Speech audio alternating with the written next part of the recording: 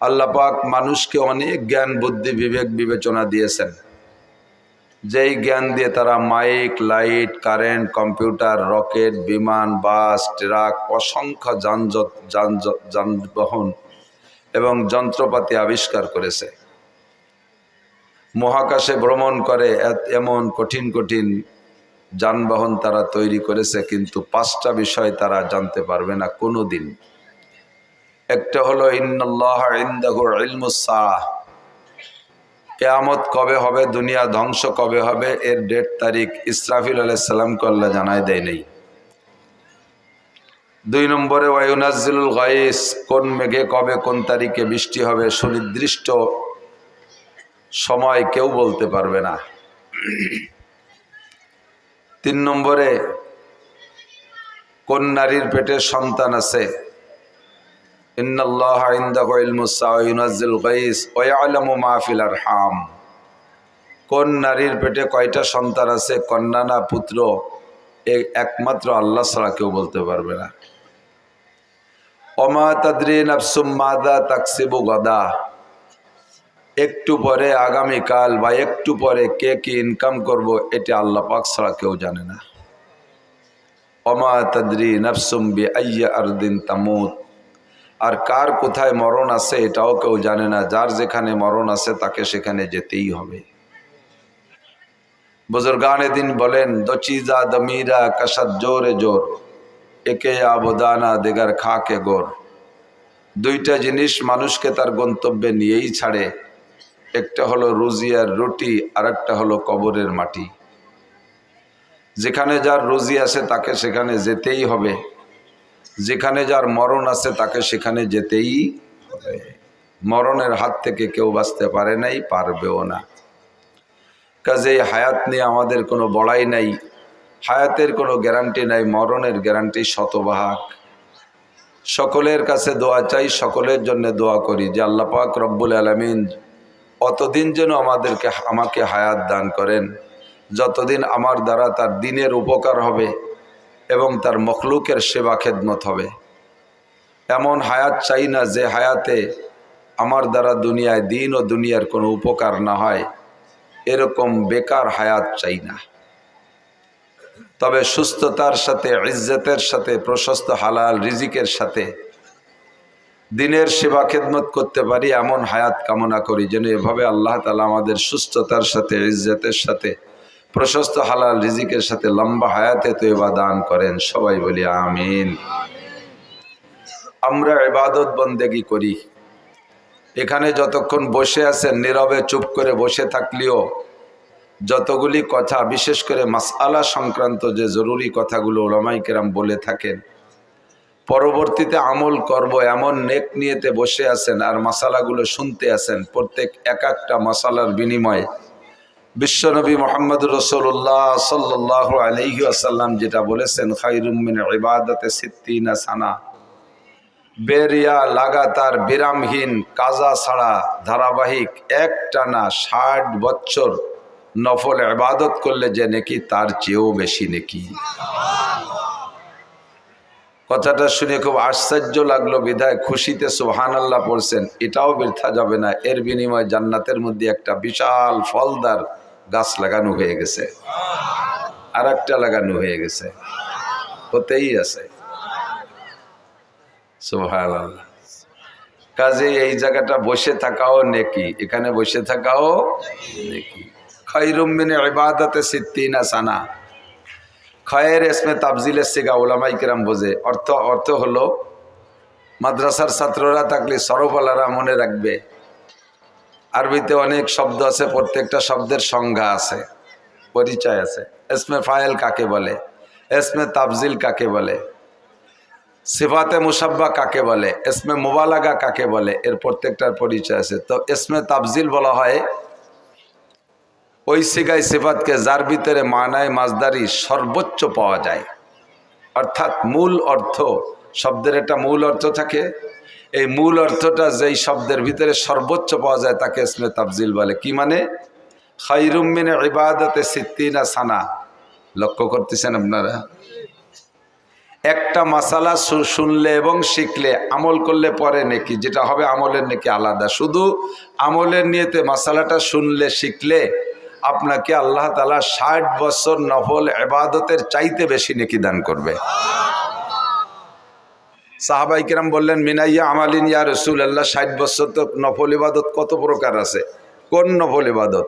তো হুজুর বললেন, সিয়ামুহা ওয়া কিয়ামুহা, একটানা 60 বছর নফল নামাজ ও নফল রোজা রাখলে যে নেকি, তার চেয়ে একটা মাসালা শুনলে শিখলে বেশি নেকি। বোঝেন নেকি, নেকির মর্যাদা। কদরে গওহর শাহ বেদানদ ইয়া বেদানদ শাহপরি, কদরে গওহর শাহ বেদানদ ইয়া বেদানদ জওহারি, কদরে গুলবুল বেদানদ ইয়া বেদানদ শাহপরি। নেকির মর্যাদা যে বোঝে সে নেকির জন্য পাগল হয়ে ছোটে, যে যার মর্যাদা বোঝে সে তাকে খোঁজে, যে বোঝে সে খোঁজে। সাহাবাই কিরাম নেকির মর্যাদা বুঝতেন, পাগলের মতো নবী পাকের সাথে ছুইটা মক্কার আরাম আয়েশের বাড়ি ফেলে মদিনায় শরণার্থী হয়ে যে উঠছেন। সাহাবাই কিরাম নেকির মর্যাদা বুঝতেন, সুখের শান্তির পছন্দের স্ত্রীকে ঘরে ফেলে রেখে ময়দানে যে গলা কাটাই দিয়ে শাহাদত বরণ করে নেকি কামাই করছেন। বড়রা নেকির মর্যাদা বুঝতেন, সারা রাত আরামের বিছানাকে ফেলে রেখে শীতের রাত্রে অজু করে ঠান্ডা রাত্রে দাঁড়িয়ে দাঁড়িয়ে তাহাজ্জুদ পড়ছেন নেকির লোভে। যে যার মজা বোঝে সে তাকে খোঁজে। যুবকরা মোবাইলের মজা বোঝে, রাতভর 4 জন গোলে বসে বসে টিপাটিপি তালে থাকে। সুবহানাল্লাহ।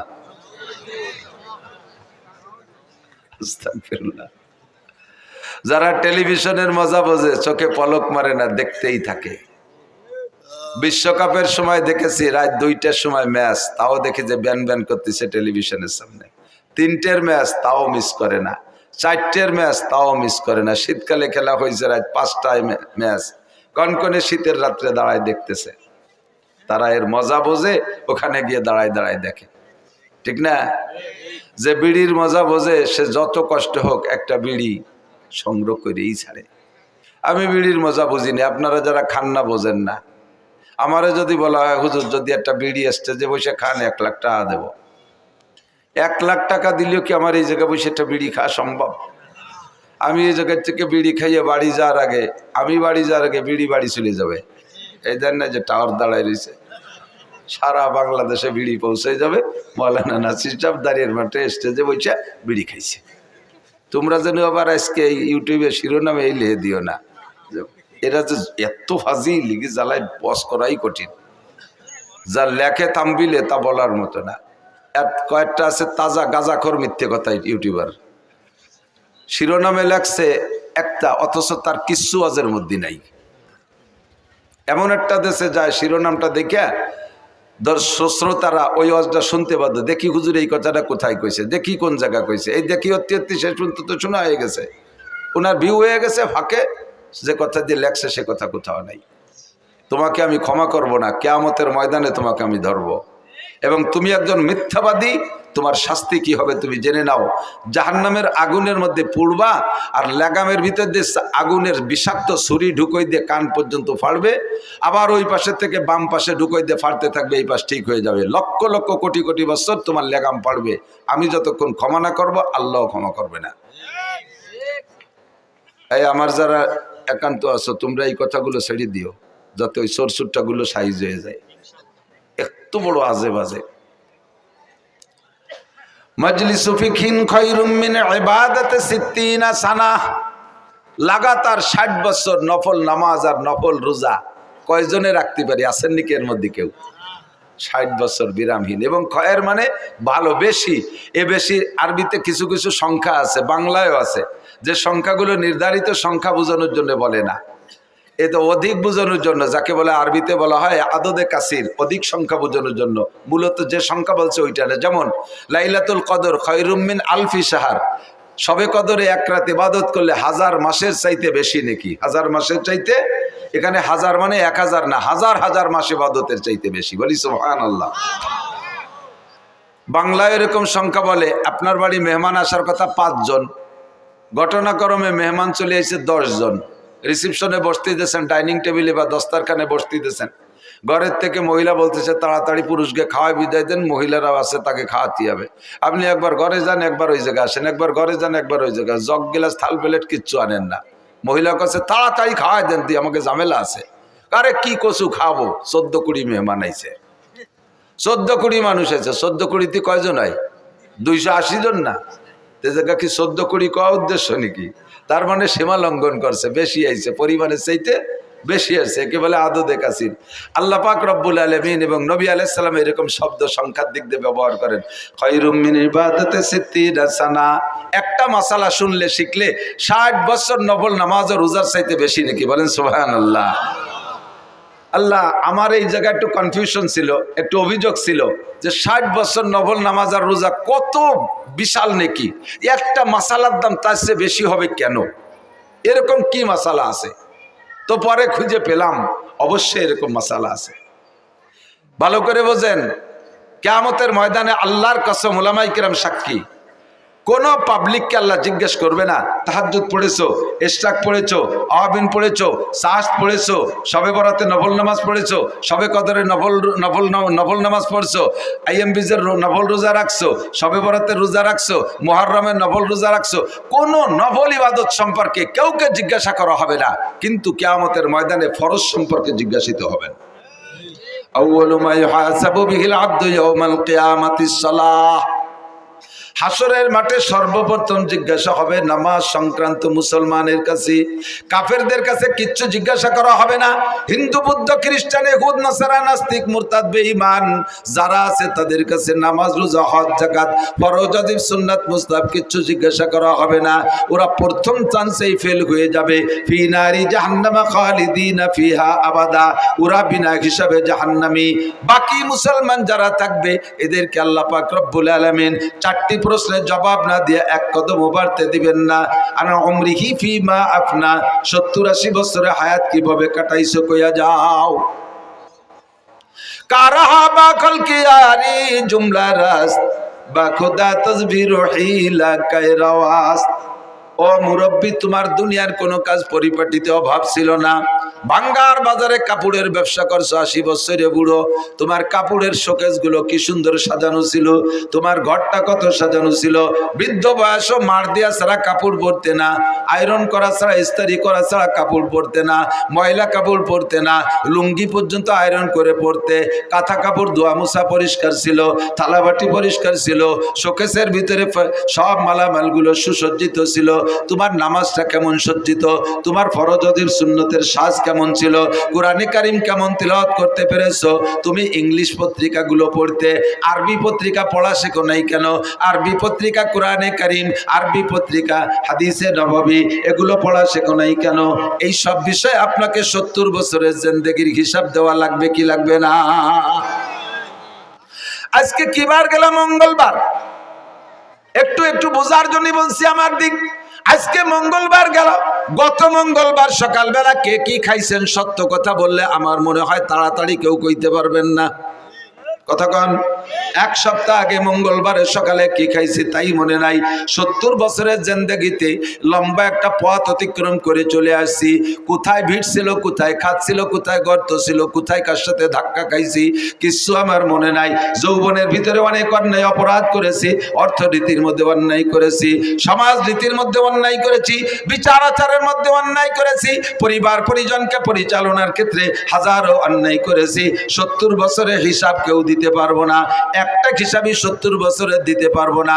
যদি আপনাকে 3 নম্বর প্রশ্নটা করা হয় আনমালিহি, জীবন ভরে কত টাকা কে ইনকাম করছেন, গোটা জিন্দেগির আয়ের একটা অডিট যদি আমাকে করা হয়, এ মিয়া মাওলানা নাসির সারা জীবনে কত টাকা ইনকাম করছো হিসাব দাও, আমার মনে হয় একজনও কইতে পারবেন না। কতক্ষণ? আন উমরিহি ফিমা আফলা, গোটা জিন্দেগির হিসাব দিয়ে দাও। 2 নম্বরে আন শাবাবিহি ফিমা আবলা, যৌবনকাল কিভাবে অতিবাহিত করেছো বলে যাও। এই গোটা জিন্দেগির মধ্যে ভেরি ভেরি ইম্পর্টেন্ট টাইম হলো যৌবনকাল। যৌবনকালের হিসাবটা এজন্য নেওয়া হবে কারণ যৌবনকালে ভালো বেশি করা যায়, মন্দ বেশি করা যায়। কতক্ষণ? যৌবনকালে রাত 2টা 3টার সেই ফুটবল খেলার ম্যাচ সারা রাত দাঁড়িয়ে দাঁড়িয়ে যেমন দেখা যায়, ইচ্ছা করলে তেমনি যৌবনকালে সকালে শেষ রাত্রে ওইটা ঠান্ডা পানি দিয়ে অজু গোসল যেটা প্রয়োজন আদায় করে রাতের বাকি অংশ দাঁড়ায় দাঁড়ায় তাহাজ্জুদ পড়া যায়। যৌবনকালে ইচ্ছা করলে বাইসাইকেল চালায় কাশিয়ানির ওড়াকান্দি ঠাকুর বাড়ি যাওয়া যায়। যৌবনকালে ইচ্ছা করলে ভাঙ্গার থেকে বাইসাইকেল চালাইয়া ইস্তেমার ময়দানে যাওয়া যায়, সরমুনের ময়দানে যাওয়া যায়। যৌবনকালে ইচ্ছা করলে প্রত্যেক সপ্তাহে হিন্দুদের সাথে দূর সফরে যে একটা পূজা পাঠে অংশগ্রহণ করা যায়। যৌবনকালে ইচ্ছা করলে প্রত্যেক মাসে মুফতি আব্দুল গফফার সাহেবের কি বলা হয় নগরকান্দা ইসলাহি মজলিসে অংশগ্রহণ করা যায়। কথা বলেন যায় কি যায় না? যৌবনকালে অন্যায়ও বেশি করা যায়, ন্যায়ও বেশি করা যায়। এই যৌবনকালটা হলো জীবনের মূল সময়, মূল্যবান সময়। এইটা সম্পর্কে জিজ্ঞাসা করা হবে। বার্ধক্য এসে গেলে, বৃদ্ধ হয়ে গেলে এনি ম্যান এভরিবডি, প্রত্যেকটা মানুষের মন দুর্বল হয়ে যায়। গুনাহ করার এনার্জি থাকে না, গুনার কোনো শক্তি থাকে না। ঠ্যাং একটা কবরে চলে যায়, চাকা একটা পাংচার হয়ে যায়। দিনের বেলা আগে সূর্যের আলো কি বলা হয়, দিনের বেলা আগে চোখে এত পাওয়ার ছিল, দিনের বেলা আকাশে তারকা দেখতো। এখন বৃদ্ধ হয়ে যাওয়ার কারণে রাতের বেলা আকাশে চাঁদটা দেখতে পারে না। যৌবনকালে লোহা খাইলে পানি হয়ে পিছন দিয়ে বেরিয়ে যাইতো, বৃদ্ধ হয়ে যাওয়ার পরে এখন পানির মতো কোনো খাবার খাইলে, পানি যাও খাইলেও যেমন খায় তেমনই পিছন দিয়ে বেরোয় যায়, পেটে শক্ত হয় না। কথা কোন ঠিক কি ঠিক না? এ হলো যৌবন আর বার্ধক্যের পার্থক্য। কাজেই তোমার যৌবনকালের হিসাবটা একটু দিয়ে যাও। যৌবনকালে যা একবার শোনা হয় তা ভোলে না, আর বৃদ্ধ হয়ে গেলে 50 বার শুনলেও মুখ মনে থাকে না। আন মালিকি মিন আইনা ইকতাসাবা ফিমা আনফাকা। 3 নম্বর প্রশ্নের জবাব না দিয়া একজন ফরদে বাশারের সামনে বাড়তে পারবে না। 3 নম্বর হলো আন মালিকি মিন আইনা ইকতাসাবা ফিমা আনফাকা। এই কথাগুলো বহুবার শুনেছেন, বহুবার শুনেছেন। জবানের পার্থক্যের কারণে কখনো কখনো কোনো কথা অন্তরের মধ্যে জায়গা পায় বেশি। আমার কথা অন্তরে, আজকের এই কথাগুলো আমি বললে ভিতরে নাও ঢুকতে পারে। হুবহু এই কথাগুলো মুফতি আব্দুল গফফার সাহেব হুজুর, ইসমাতুল্লাহ কাসেম সাহেব হুজুর দামাত বরকাতুহু আলিয়া, উনরা বললে কথাটা আপনার ভিতরে গ্রহণযোগ্যতা বেশি পাইতে পারে। বড় মানুষে কথা বলছে, আবার আমাদের থেকে ছোটরা কথাগুলো শোনায় গেছে, আপনি গুরুত্ব দেন নাই। হয়তোবা আমার মুখের কথাটা আপনার মধ্যে হিট করতে পারে, এই জন্য পুনরাবৃত্তি করি। আল্লাহ বলেন ওয়াযাক্কির ফাইন্নাদ যিকরা তানফাউল মুমিনিন। একই কথা বারবার বলো, কালকের কথাটা অন্তরে ঢোকে নাই, আজকেরটা অন্তরে ঢুকে বসতে পারে। 3 নম্বর ইমিগ্রেশন কিয়ামতের ময়দানে 3 নম্বর প্রশ্ন, আন মালিহি, মাল সম্পর্কে জিজ্ঞাসিত হবেন, মাল সম্পর্কে জিজ্ঞাসিত হবেন। কে কোত্থেকে কত টাকা ইনকাম করছো, জবাব দিয়ে যাও। মাল সম্পর্কে 2টি জিজ্ঞাসা, ফিমা আনফাকা মিন আইনা ইকতাসাবা ওয়া ফিমা আনফাকা। মাল কোত্থেকে কামাই করছো বলে যাও, আর কোথায় খরচ করছো বলে যাও। উভয়টাই আমার কাছে বলতে হবে। ইনকাম ভালো কিন্তু খরচ ভালো না, এটাও অন্যায়। আবার ইনকাম খারাপ কিন্তু খরচ ভালো, এটাও আল্লাহর কাছে গ্রহণযোগ্যতা পাবে না। কথা বলেন ঠিক কি ঠিক না? জিজ্ঞেস করছে, এই আব্দুল মালিক তোমার ইনকামের অবস্থা কি বলো, আয় ব্যয় উভয়টাই বলো। আল্লাহ ব্যয়ের কথা পরে কই, আয়টা শুনলি তুমি ব্যয় শুনতে চাবা না। আমার ইনকাম আজীব। বলো কিভাবে? শেষ রাত্রি উঠে তাহাজ্জুদের নামাজ পড়ছি, এরপরে 12 তাসবিহ পালন করছি, দোয়া করছি, মুনাজাত করছি, ফজরের আজান দেশে ঘরে সুন্নাত পড়া সুন্নাত, সুন্নাত ঘরে পড়া সুন্নাত, এবং সূরা কুলিয়া এবং কুলহু দিয়ে পড়া সুন্নাত। এভাবেই সারা জিন্দেগি আমল করছি। ফজরের নামাজ জামাতে পড়া 2.5 ঘন্টা দাওয়াতের মেহনত করছি মহল্লায়। কাজগুলো শুনেন কেমন সুন্দর আব্দুল মালিকের। এরপরে ইশাকের নামাজও পড়ছি, তারপরে বাসায় আইসা আধা পারা কোরআন শরীফ তেলাওয়াত করছি। এরপরে স্ত্রী যা রান্না করছে সুন্নতি তরিকায় বাল বাচ্চা নিয়ে এক দস্তারখানে এক প্লেটে বসে খানা খাইছি। খানা খেয়ে এরপরে রিক্সা ভ্যান খান নিয়ে বেরোইছি। রাস্তায় বেরোনোর পরে যাকে পাইছি, যেই বলছে প্রস্তাব দিয়েছে তাকে উঠেছি, কোনো ভাড়া টাড়া কন্ট্যাক্ট করি নাই। নেমে যাওয়ার পরে খুশি হয়ে যা দিয়েছে তারপর কনাআত করেছি। যখনই জোহরের আজান দিয়েছে আর প্যাডেল মারি নাই, যাত্রীদের সাথে কন্ট্যাক্ট করতাম, বাইরে তোমার গন্তব্যে পৌঁছে দেব, তবে আজান হইলে কিন্তু নামাজ না পড়ে আর একটা কদম সামনে বাড়বো না। এমন করে আল্লাহ সারা জিন্দেগি নামাজের মধ্যে কোনো ত্রুটি করি নাই।